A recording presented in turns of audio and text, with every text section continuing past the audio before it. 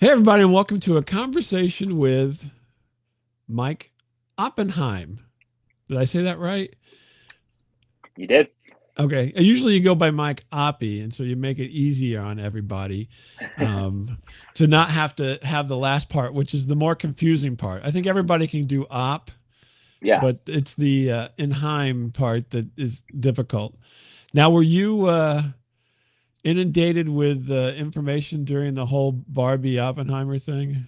So when I was a little kid, I grew up in California in the Bay Area, which is Uh-huh. like famously in Berkeley, there's signs that say like nuclear free zone and stuff. And Right. like the idiot I was as a little kid, saw that this guy who was associated with the atomic bomb had my name. I mean, I willfully ignored the ER at the end, which is not at Right, all right. my name. And so I told everyone at school as like a little kid that I was related to him, and the teacher was like horrified and mean, and I didn't understand it. And then like they Mm. didn't like call my parents in. It wasn't this dramatic, but as a kid, it felt dramatic. And they basically sorted things out, and I was told you're not related to the guy. And then I was told you also might not want to be related to the guy. He was associated with communism and disgrace. So, Right. and then Yeah. the rest of my life up until the movie release was a lot of people saying, "Oh, Oppenheimer, are you related?" Like, and I'd say, "No, no, no, it's there's no ER at the end." So I would be like correcting them, but then I did some research on him, and he's a really great guy. He actually did like some great things, and the movie tries to Mhm. capture that. But he was, Right. Yeah. yeah, he was kind of pinned for something he wasn't really doing. So, Well, um, it's funny because I was just being silly, but I thought maybe yeah, you yeah, probably did. But it's amazing that people forget the last part of the name. yeah, There, like I guess what would you say? Oppenheim would be the name, and then Oppenheimer would be of Oppenheim, yeah. perhaps. I think so. Yeah, something like Yeah. that. Oppenheim's a town in Germany. I know that Yeah. because I've seen it. Yeah, So that's interesting. But I figured just because of the first part that people would probably ask you a bunch of questions, even though that's not really your name. But it's funny that you had a story about how you thought, oh yeah, I'll be Oppenheimer. Sure, what the heck, right? It's cool. yeah.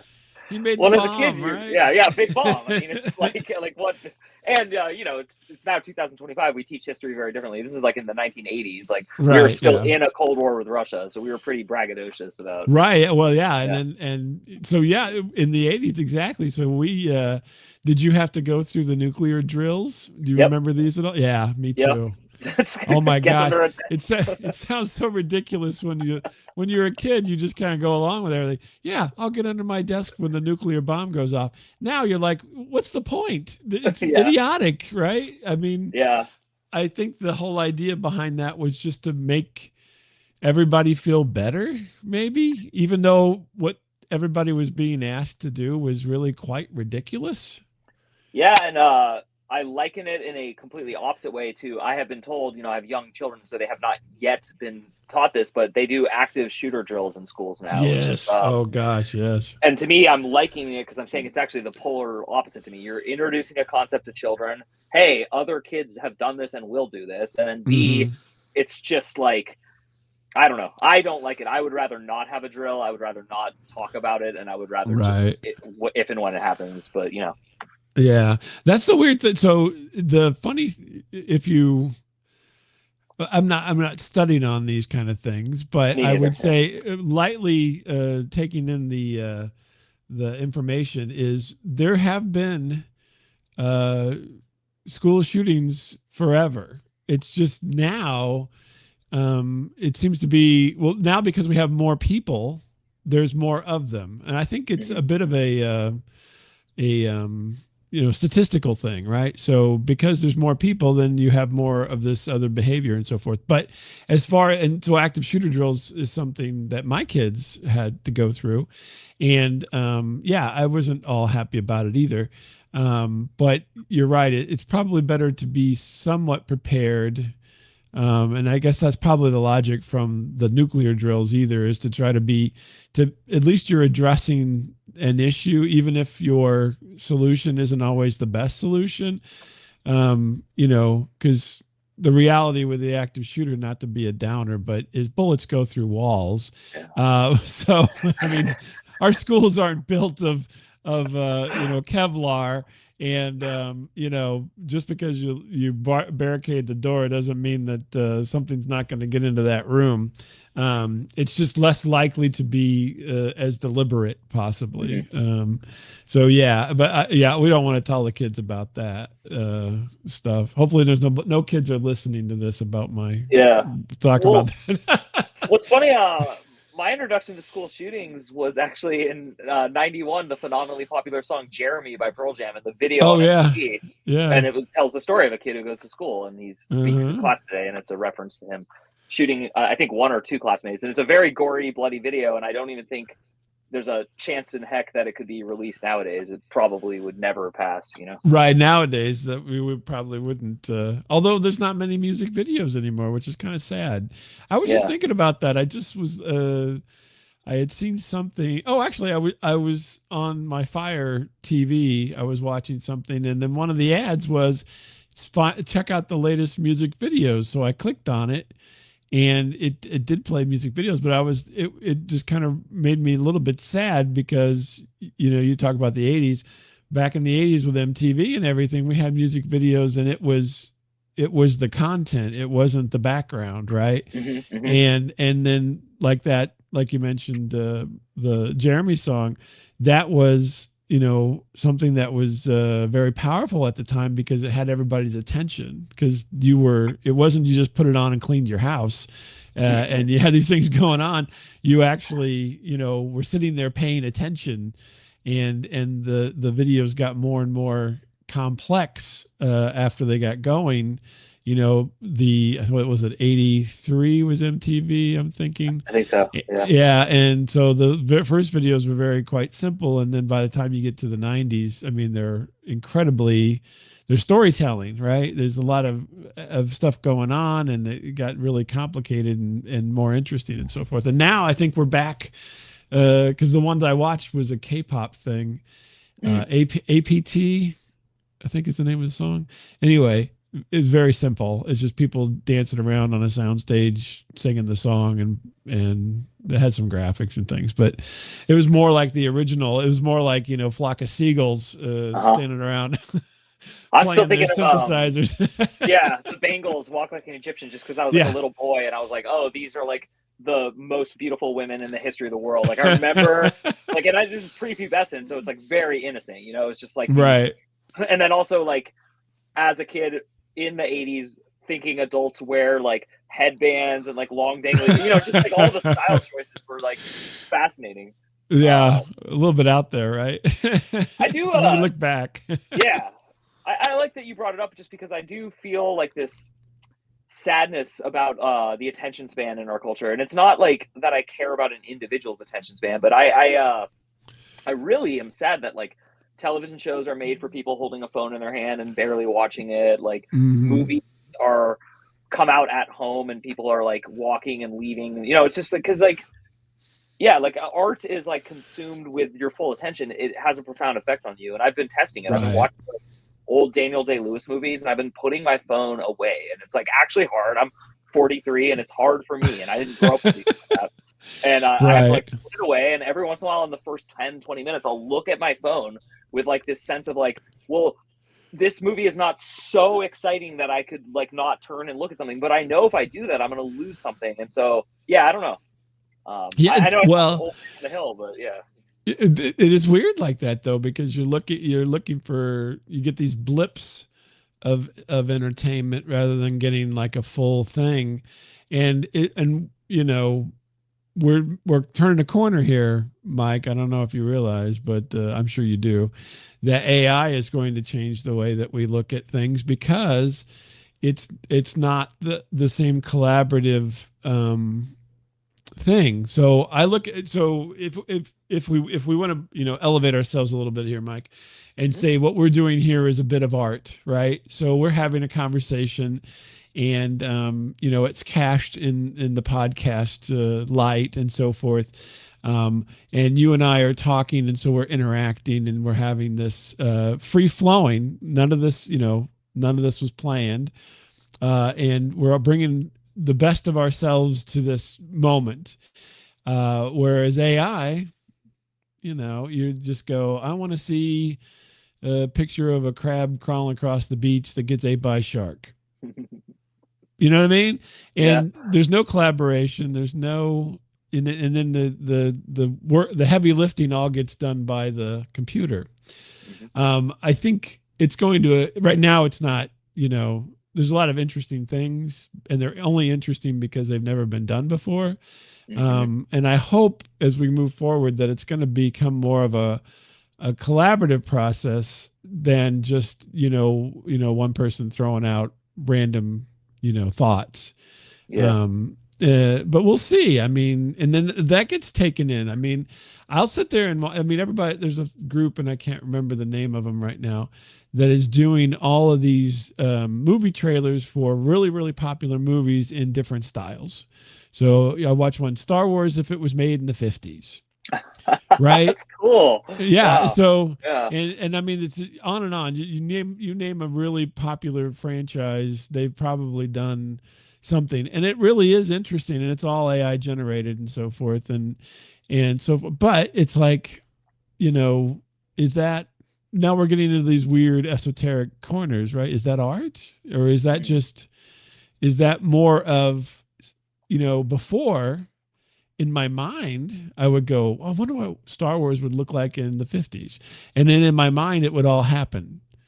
Hmm. Right. But Yeah. I can't bring that forward, at that point in time. You could not bring that idea forward easily.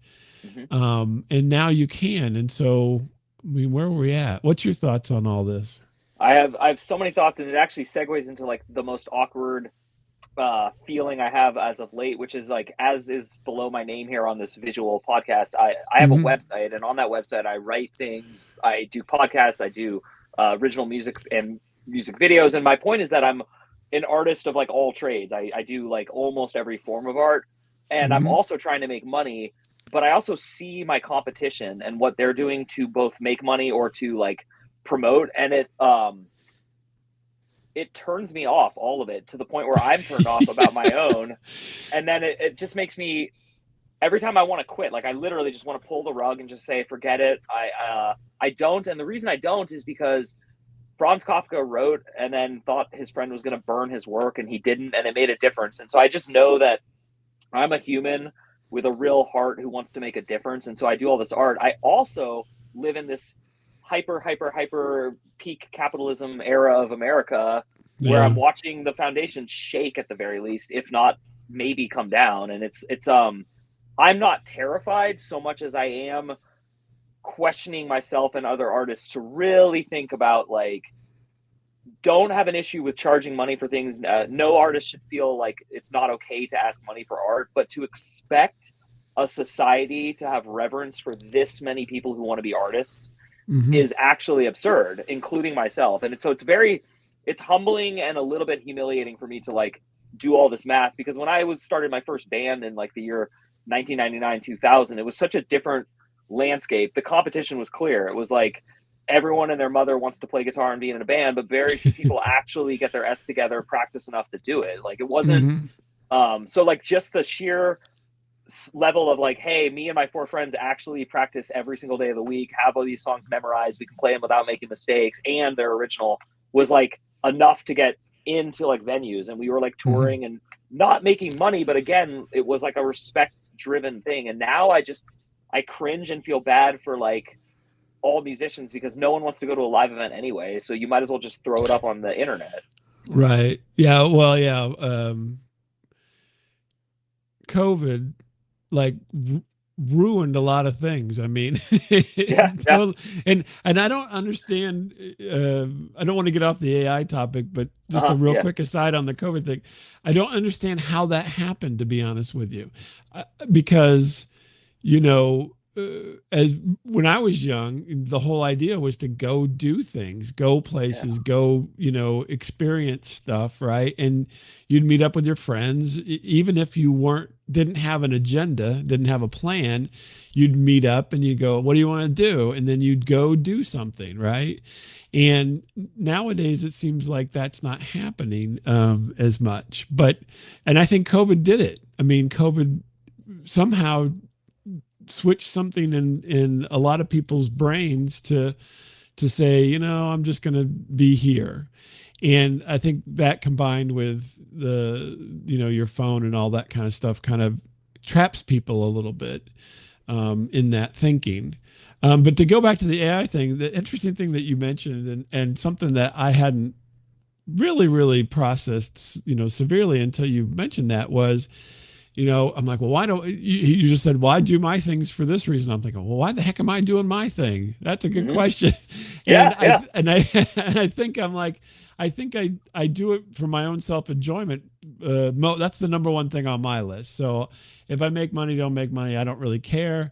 I do all the things that I do solely to fulfill what I feel like doing. That's my goal. But the other thing, and this is what your answer sparked in my head, was for me is, and it's something that actually goes back even further, but the fact that you mentioned it brought it back forward in my head again, was that I do it somewhat for my children, in the sense that I want them to know that you can do things that you enjoy. And it doesn't matter if it's popular, or if it's, makes a bunch of money, or any of that, as long as you enjoy doing it. And so, I've always, for, years, I will go golfing. I'm not a golfer, but I will go golfing, especially with friends, because it's a social thing. And I have gotten no better at golfing my whole life, but I still will go every once in a while, especially if people are like, hey, let's go golfing. I'll be like, yeah, let's go golfing. I go, just know that I suck and I'm not going to get any better. But I do still enjoy doing it. And I think it's a combination of the two things. I obviously enjoy being with the folks that I'm with. But I still enjoy the sport enough, even though I am incredibly, it's probably a pain to play with me, especially if you're any good. But I do still enjoy doing it.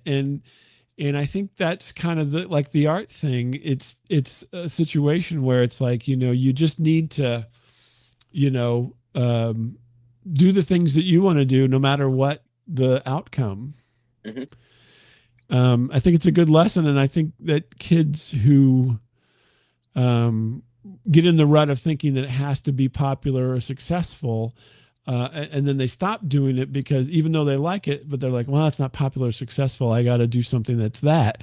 I don't think that's a good message.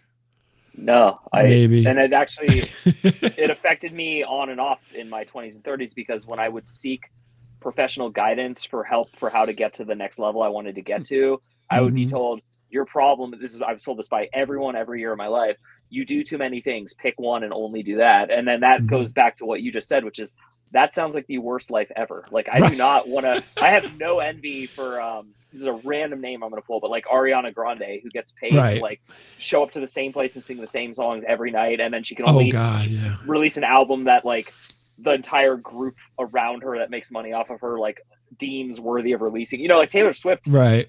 I don't listen to her, but I admire her greatly at this point for just doing what she wants. From what I hear, she released like an album that a lot of fans like hated and didn't like, and she was like, well, I don't care, this is like how my career is going. That's like, watching people younger than you change in their 30s and 40s is a wonderful, funny feeling. Like, it's cool.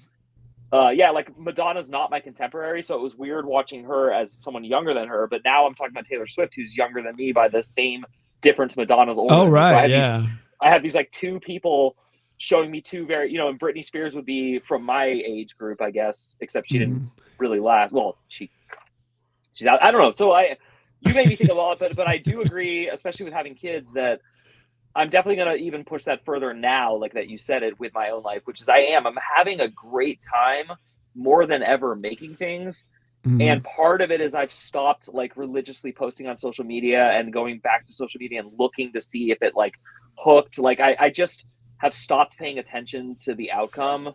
And it really is, like Buddhism says, just no attachment to outcomes is absolutely a peaceful, better way to go through life as an artist, in my opinion. Yeah, no, I think you're right. I think it's hard to be, all these metrics are thrown in your face. And then, the funny thing to me is that if so you get all these things thrown in your face, all these stats, look at all your stats, look at your stats, how many hits, how many downloads, how many whatevers, and you're like totally focused on that. But if you peel back the curtain a little bit, right? And this is something that was shown to me. I didn't seek this out so much, but something that was shown to me by somebody else. And if you're like, okay, well, we're doing a podcast, so what does it take to be, in the um, top, podcast or something like that, right? And it's funny because there's so many and so forth that I mean, to be in the top 50%, you only have to have 100 downloads. Wow. You know what I mean? Yeah, But that's I incredible. never looked into that because you always are focused on what's thrown in your face, right? Yeah. And then you hear about the things like, Rogan got 1 million downloads and all this kind of stuff. But the realities are few and far between, right? So Hmm. out of Hmm. all of them, in order to even, be in the top half, it doesn't take much. But no one knows that, right? And no one Hmm. is talking about that necessarily. They're all talking about the most popular things. And so whenever you're focused on that, you always feel like you're not doing enough. Yeah. And but the realities are that, well, the reality is it doesn't matter as long as you're happy doing it. But the other reality is that you don't have any idea what the strata is, right? What's the Hmm. division?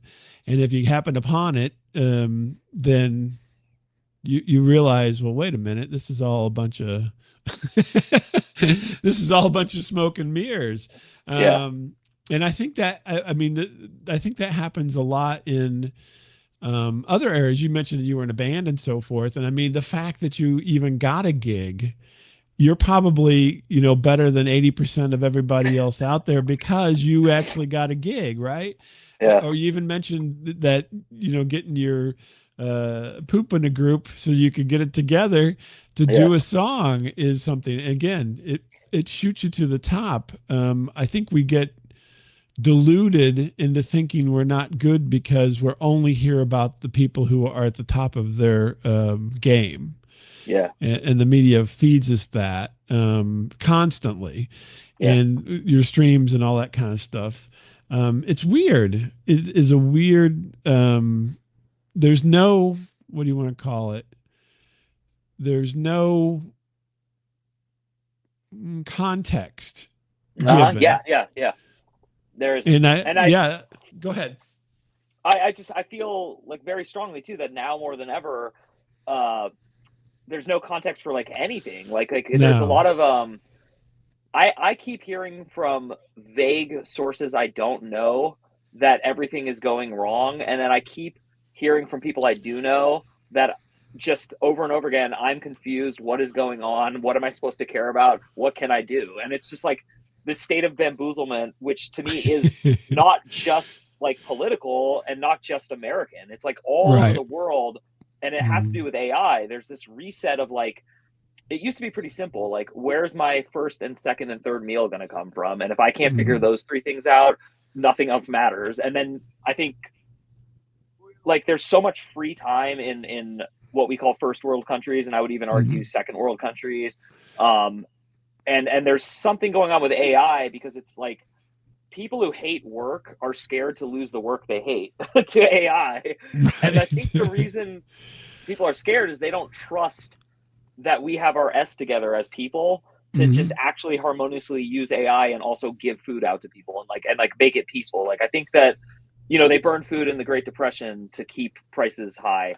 Mm. That's a lesson I certainly never forgot, even though I wasn't alive in the Great Depression. I will never forget reading Grapes of Wrath and learning what I Mm. learned in my teens about how ruthless and mean um, Right.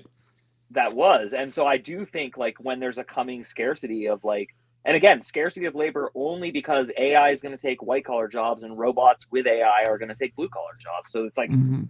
you know, yeah, I don't know. Yeah. That's yeah. And I'm not terrified. I'm actually just more, I'm a little sad. Like I'm using the same word over and over again. I'm just like a little sad that I see it coming and I really just, it's the singularity, all this stuff. It's just coming and it just is.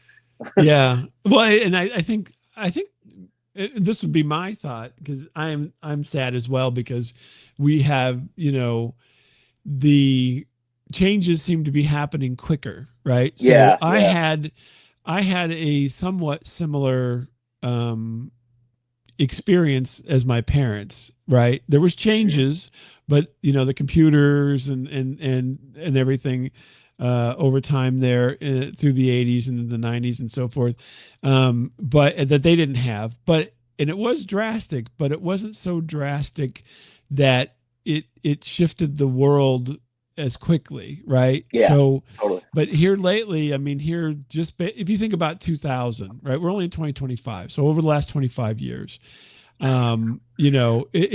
it's the shifts have been felt tremendous, Yeah, right? Um, and so I feel bad for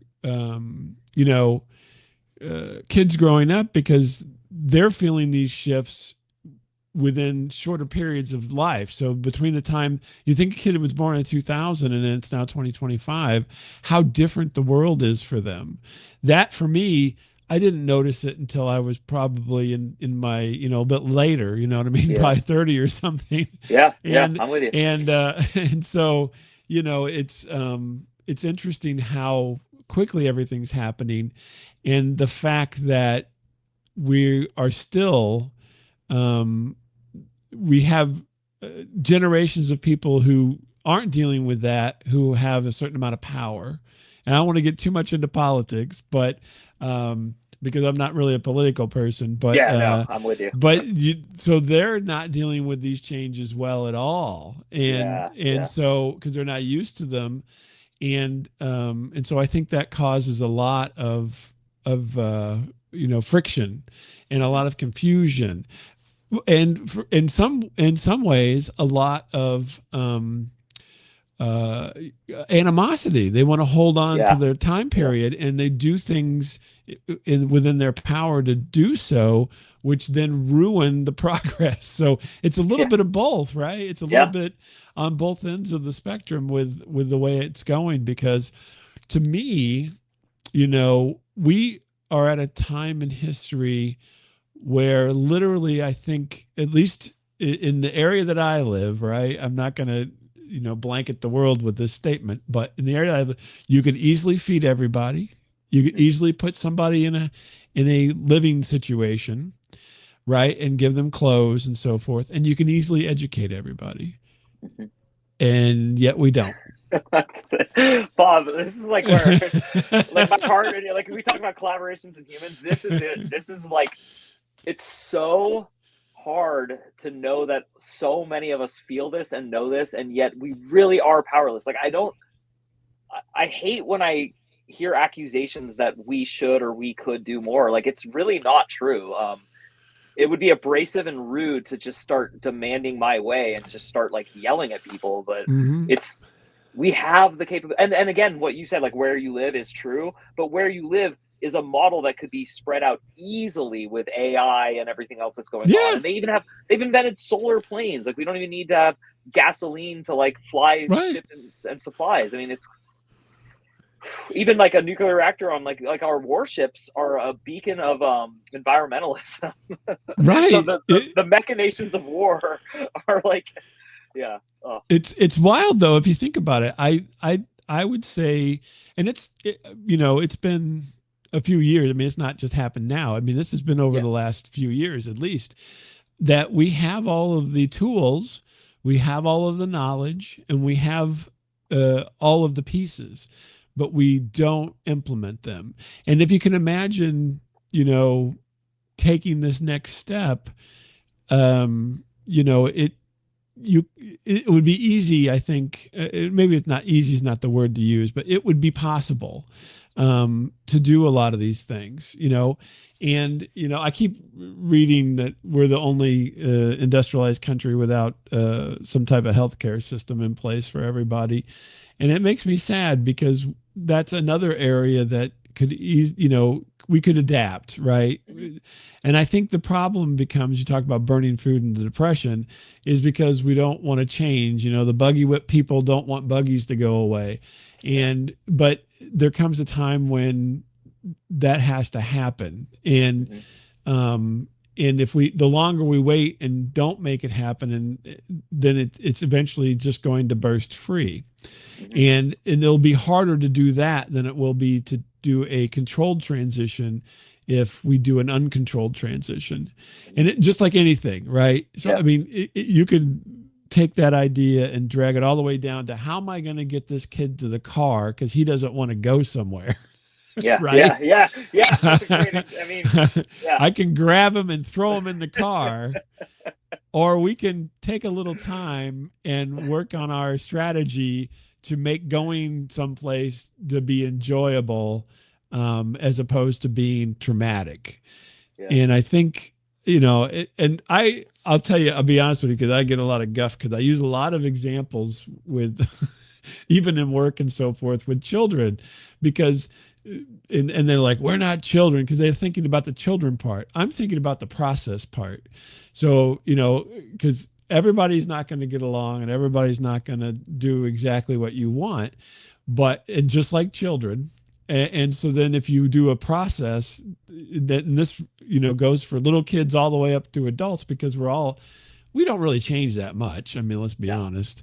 Then you do the process, and it makes everybody have a more enjoyable experience. But as soon as I mention children, then everybody thinks I'm calling them children, and then they get mad at Yep. me. But that's not the point of it. The point is to say, you know, there's processes that we can adapt to make things happen, and not get everybody upset. Yeah. Uh, And so, you know, I would also add that when you treat adults like children, they behave like children. So either way, it's gonna be a problem because if people keep taunting the poor are going to uprise. It happened in France, it happened in Russia, it happened in Cuba, it happens anytime, anywhere when people are not educated well and angry. And I right. just think it's a disgraceful mistake to be this pedantic with most of society as the way leadership. And when I say this, this is why you and I are similar about politics. I am not Yeah. talking about one party. I am talking about the Right. collective feeling of people versus power, like this antagonistic Hmm. relationship that has clearly it preceded my life. It was in the Vietnam War era with Nixon. It comes in waves and goes, but the point is the wave is clearly coming, and there is a way to like calm, and unite. And it's just it's Right. and again, I am not a I'm not a Chicken Little. I don't think a society is going to fully collapse and we're going to all kill each other. What I do think is going to happen is it's just going to be like sad, like a prolonged sad like loss of identity and concern for your neighbors and community. Hmm. Intimacy is such an awkward word because people associate it only with like sex and love, Hmm. but intimacy is also what you and I are trying to do, which is like let down our guards and share our opinions and thoughts. And I feel no judgment from you, and I know I'm not judging you, but I am listening to you and thinking and reflecting. I'm not just talking at you and trying to get you to agree with me. Right. Yelling at me. You gotta go with me. You Yeah, gotta go with my yeah, side. yeah. And This is so the best way. Yeah, no, exactly. And yeah, everybody always talks about every time something negative happens, everybody, oh, society's going to collapse. Society's going to collapse. Believe me, there's too many people with too much at stake to let society collapse. I mean, yeah, there, in order to get to that point, I think there'd have to be a huge amount of destruction, like a yeah, war or some type of cataclysm, and then you're going to get there. yeah, Us amongst ourselves is never going to let it collapse because there's everybody has got too much skin in the game to let it all fall apart. Now if there's a giant tsunami that wipes out half of the United States or something, then yeah, I'll probably feel that way. mhm, But I think that's the only thing that's, if we get asteroids hitting us or something, that's the only yeah, thing that's gonna really make a difference in that equation. Yeah, but I think kind of let's loop back to our art conversation a little bit with mhm, AI and so forth. I think that there's always a pendulum. Everything that happens typically has the arc of a pendulum. So it starts, it's nowhere to be seen, and it comes into view, and then it's too much, and then it works its way back, and eventually it evens out. And I think that's what's going to happen with AI. Yes, there are going to be some changes, and yes, they're going to be difficult changes for a while. But I think overall, eventually, it's going to even out into where, in 10 years or something, 20 years, you're going to looking back and think, oh, why was everybody all worried about this? It's made my life so much better. Yeah, yeah. That's something that people are so quick to dismiss, is like, I would love more free time, and I would love an assistant to do a lot of the mundane. Before we came on, I was typing furiously. That was stuff my AI assistant would easily be doing for me. It was like corresponding, right. Not like in a heartfelt way. Like I wasn't writing an old friend with a catch-up letter. I was literally just, dotting some some I's and crossing T's and stuff. And like, so yeah, and people keep, you have kids, I have kids. People are really naive of talking about how easily children are duped. I think it's the opposite. I don't think kids are going to be duped by AI. I think they're going to grow with it. Yeah, I don't know. I am not pessimistic or down on AI. I am pessimistic and down on the intersection of peak capitalism and early AI. So like just this, like you said, just a little period. Mm-hmm. And I'm down on it because I'm an artist, and I like going outside. I like touching grass. I like, so that's all. Yeah. Well, that's interesting because if you think about it, right? And I don't know if you're like Star Trek or I think Star Trek is a little bit more of a better example for our societal than Star Wars necessarily. Me too. Yeah, absolutely. So Star Trek, they had all these cool things. You could talk to computer. You could tell the computer to do some, computations for you that you can't do in your head, and all this kind of stuff. And everybody loved it, right? And then the fact that basically society in that futuristic show had turned a corner, and it turned a corner to be, where everything is provided for us, right? There's no talk of wages in Star Trek. Captain Kirk never said, gosh, I wish I'd get a raise. Right. Everybody, they basically, they didn't work for money. They worked for, to do more. So if you wanted to be a captain, you had to put in the time, which you have to do now, but there's this component of money that's part of the equation, right? There's no component of money, right? Because you're all taken care of. You're all fed. You got the replicator. You can have whatever you want, and so forth. And then there's no, the only time money came into Star Trek was in Deep Space Nine, I think, with the, Latinum, with the alien race, the Ferengi. They were the only ones, and that's the first time I can remember money being in the Star Trek universe. Otherwise, you always just tried to do your best, and you wanted to attain another rank, which means you did better than somebody else in this skill set. And so it was all about achievement through, personal, doing the work, doing the personal, building yourself as a person, as opposed to, I got to, make a couple more bucks. So yeah, it to me, that is fascinating to look back on it. Yet we like that, yet we have something going on that is kind of pushing us in a direction like that. And we're like, oh, wait a minute. I don't want to do that. Yeah. I don't want to talk to the computer and have it talk to me. Well, I think weird.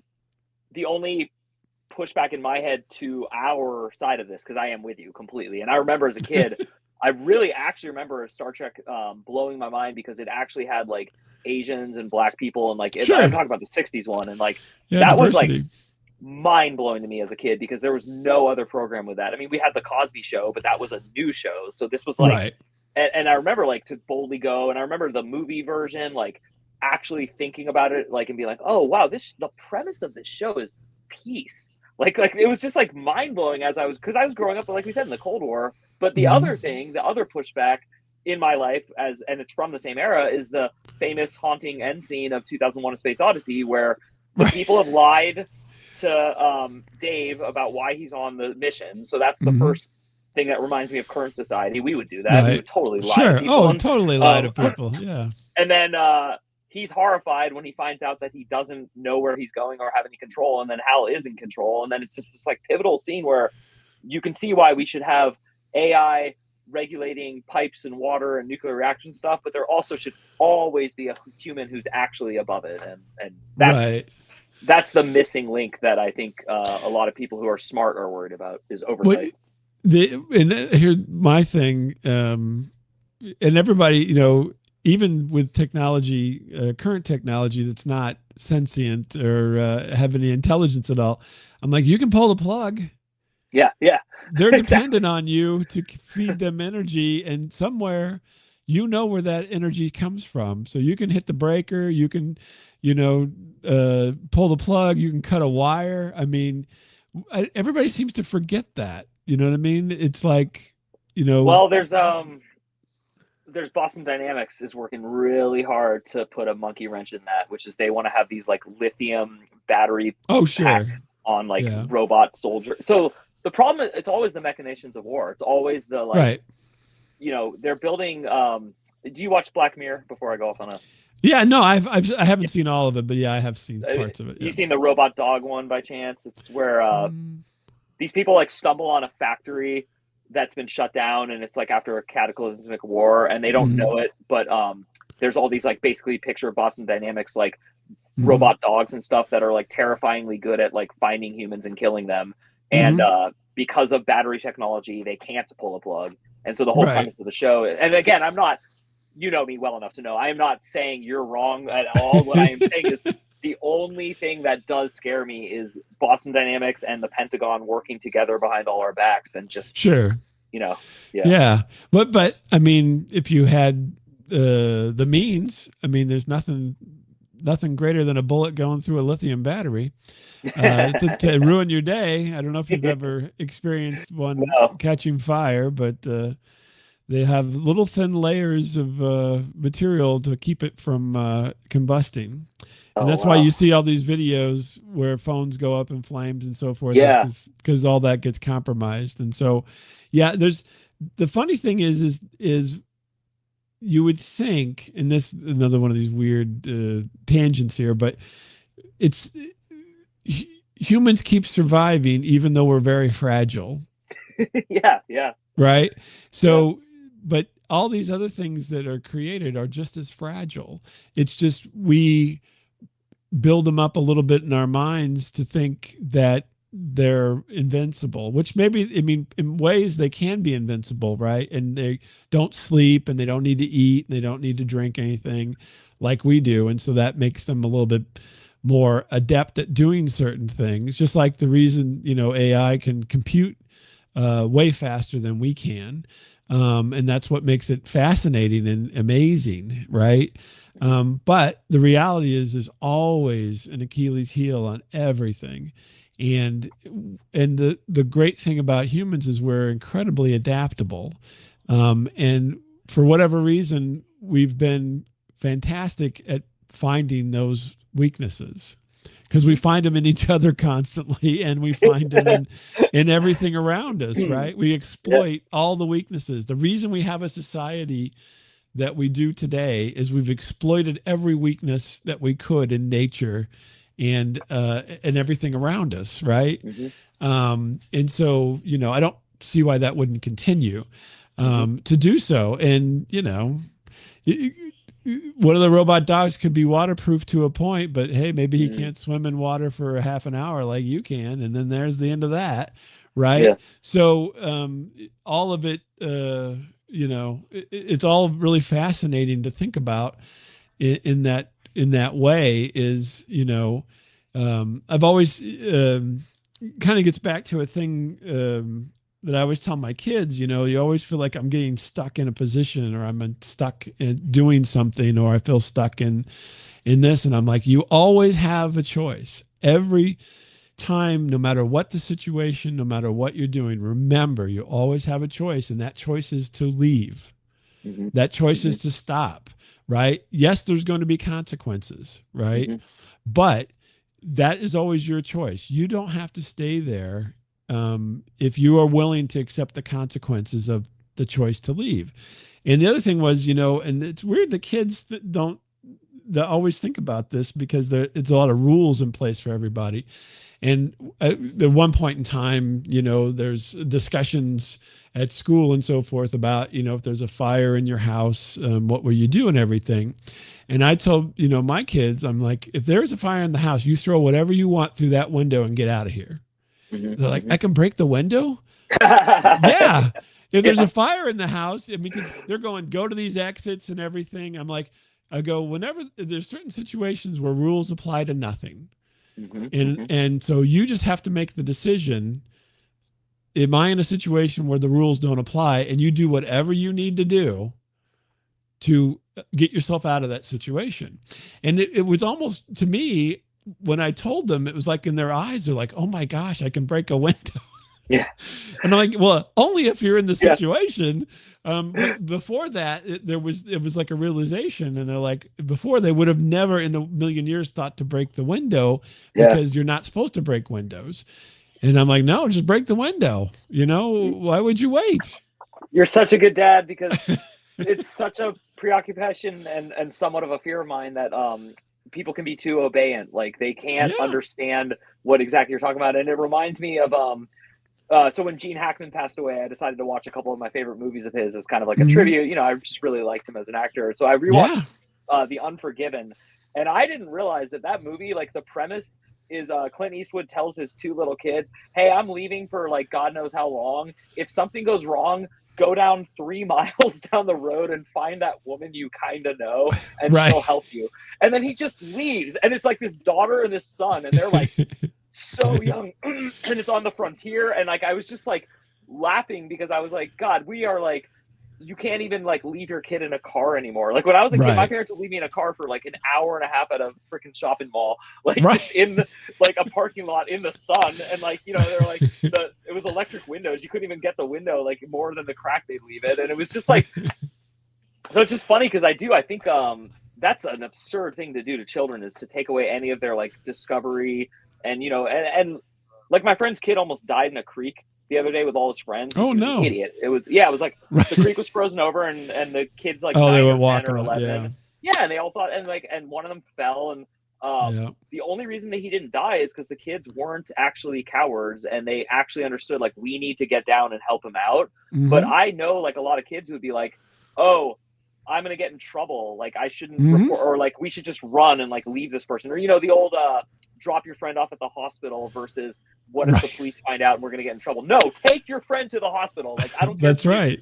Ketamine and heroin and any other drugs, like just like, and that's, so all this is related to me, this idea of like, break in an emergency, that's, yeah. I mean, we have polite society, and then we have emergencies, and emergencies are different. And you need I think the problem is that, to me at least, is that you're using the rules over your own brain, and you're going to know what is you need to do, and then you just have to make the decision, yes, it's serious enough for me to do it. And you don't think about the rules, don't think about anything. If you're wrong, you're wrong. Who cares? As long as you survive to the next thing, that's the important part, right? Yeah. And that it just, to me, I think there's so much rule enforcement, perhaps, that makes people fear that it's overkill, and we just need to say, you need to know the difference, and the difference, and at a certain point in your life, you just know, right? You've get enough exposure to know. And like, if somebody falls in, that you need to do what you need to do to get them out. If there's more than one, want somebody run for help while we try to help. And that way you've got, it's problem solving skills, right? Yeah. That's totally what it is. It's as simple as that. And unfortunately, I think this gets into education now. We do too much to push the normal answers, and not enough to say, okay, something chaotic just happened. What do you do? Yeah. And there's not a lot of that kind of learning going on. It's a little bit more, fact learning as opposed to situational learning. And I think, and I always talk about abstract learning, right? You have to Mm-hmm. have a lot of abstract learning, and some people are so concrete that they don't get the abstract part where you have to really think beyond. So, you talk about that situation on the creek. If you have more than one person runs for adults, another Mm-hmm. person helps. That maybe the ice is thin, so maybe you get a branch. You put the Mm-hmm. branch out there first because if I go out on the ice, I'm going to fall in. I mean, but we don't get these situational, abstract thinking skills as much as I think we used to, Mm-hmm. perhaps, Yeah. because the environment has been made so safe that you never have to do that. Yeah. Um, And there's also like heuristical models and use of heuristics. Like AI is becoming a heuristic in itself, and a heuristic for anyone mhm. listening, just because sounds more fancy than it is just Right. simply like the multiplication table. Like just memorizing 8 times 8 is 64. It was different than saying 8 plus 8 plus 8 plus 8 plus 8 plus 8 is 64. Mhm. So heuristics are convenient because they save us time. But in the example of like the fire, the rule is you're never allowed to leave the house because you're under 4 and you're not allowed to open the Right. front door. Well, in a fire, it's the complete opposite. All those rules are off. Like obviously, Right. so and AI to me, my fear of AI as a my fear. Okay, like my friend who designs chips for AMD once told me I can't design a chip. He said all I can do is run this complicated program that I spent relentless years in college as an engineer learning that Mhm. then tells the machine how to make the chip.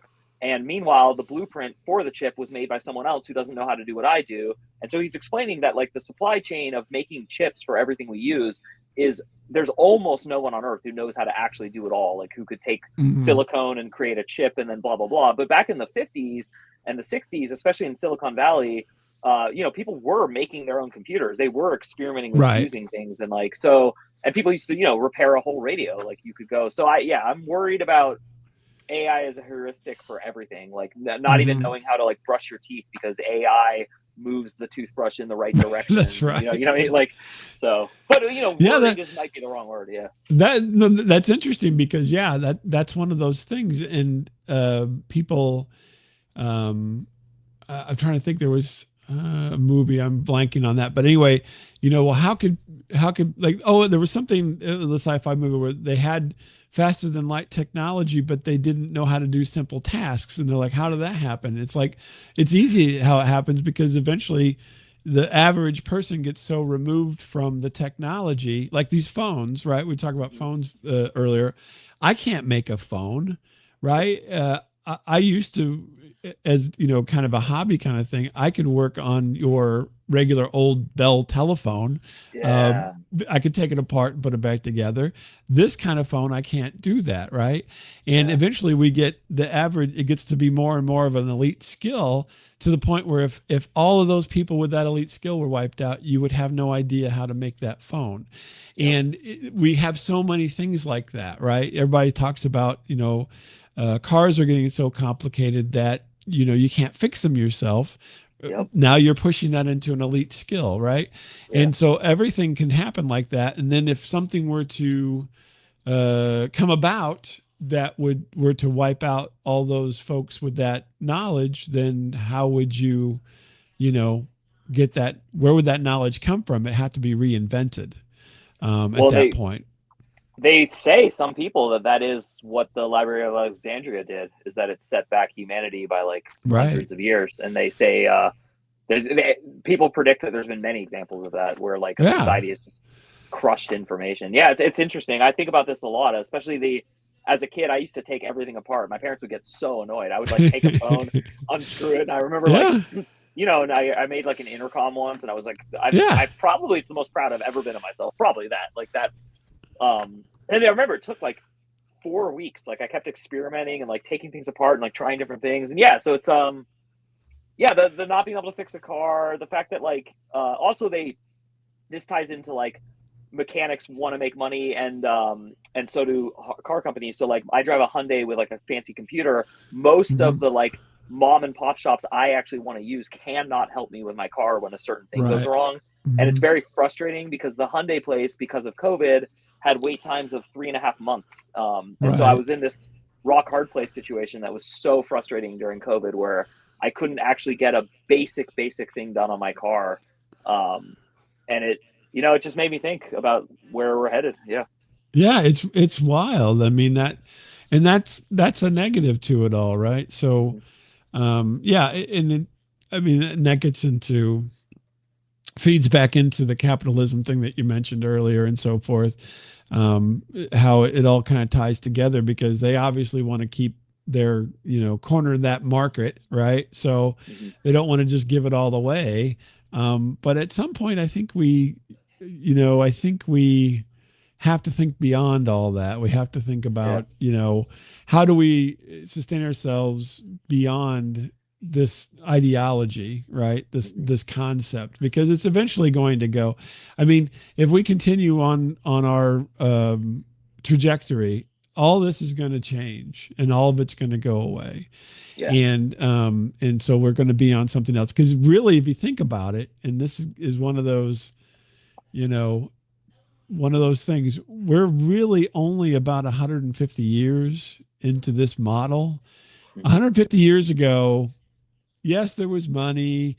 There's always been money way back in the Roman times and everything, but it's not been like this. Yeah. And you know what I mean? And people aren't doing things the same way. And so the modern age, which started with the kind of the industrial revolution of things, is not that old. Yeah. You Yeah. know, it's No, I not. agree. Yeah. Yeah, and it changed from an agrarian kind of thing to what it is now. I mean, the big buildings and everything, and you still see the buildings from the 20s, which was when buildings got bigger, right? It was Mhm. around the 1910, 1920, and so forth, and that was helped along because of the economic factors of those times that didn't have that before then. And so, yeah, I mean, and so we're working our way into the next thing, and we have to be, ready to do that. But And we let's didn't even, oh, oh, go sorry. ahead. Go We ahead. didn't even brush on the other final part of all this conversation, which is there's a declining rate of relationships, there's a declining rate of birth, and there's a declining rate of sex, especially among young people, which is mind blowing to this not young person. And in addition to all that, Yeah. they are now developing chatbots that agree with you when you want it to, disagree when you don't want it to, and then you can turn that on and off. And then on top of Mhm. that, Japan has invented synthetic skin and Mhm. robotics that are the real thing. So what do you think is coming? What's going to coming is, Right. why on earth would you put up with, I mean, my wife would admit this and I would admit this. Like, if I was a lot younger, I don't know if I would want to be in a real marriage the way you and I have experienced it, the way most Right. people have, because that adversity is challenging and hard. I don't think relationships are hard. I'm not saying anything condemning about it. What I am saying is, if you had the option of a beautiful, never aging robot that complements your personality exactly how you want, and then when you're bored of that, you can change its personality, I'm actually worried for young people. I don't think they have Yeah.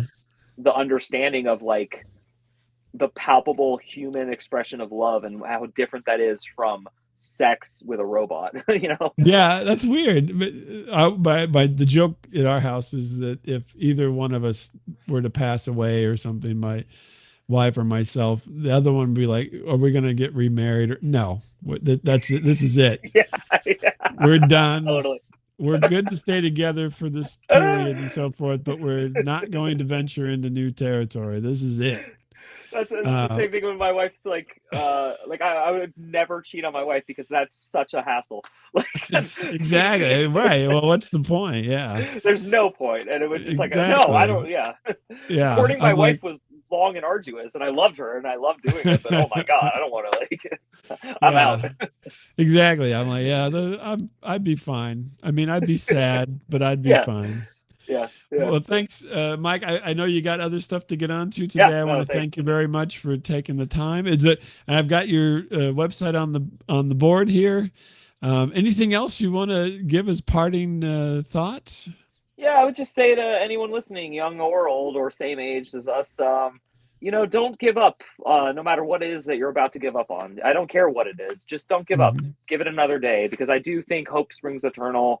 And there's just so much negativity and dismissiveness, and what's popular is fighting and arguing and negativity. But you know what you like. You like camaraderie and good spirit and good times. So just try to not give up on other people and yourself and whatever it is that's bothering you. There you go. Words to live by. Thanks, Mike. And Yeah, thank till you. till the next time, we meet again. All right. And Awesome. hold on for just a second.